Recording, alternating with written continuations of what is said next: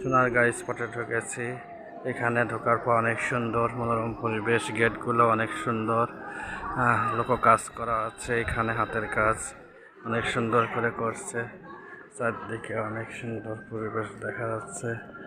এদিকে ফুলের বাগান সাইডে, এই সাইডে দেখা যাচ্ছে আমাদের ইমাদুল্লাহ, কাউসার। তারপরে এই সাইডে একটা পুকুর দেখা যাচ্ছে, অনেক সুন্দর।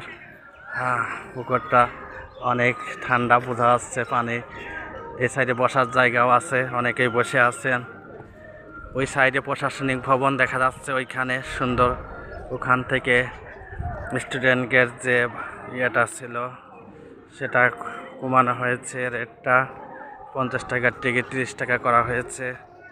স্টুডেন্টরা আগেই অলরেডি ঢুকে গেছে, স্যার ম্যাডামরাও ঢুকে গেছে।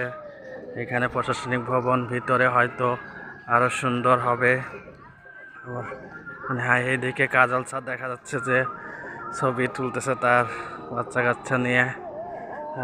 এদিকে সুন্দর একটা পরিবেশ আছে, হয়তো এখানে আজকে মেলাও হইতে পারে, মেলা হওয়ার সম্ভাবনা আছে।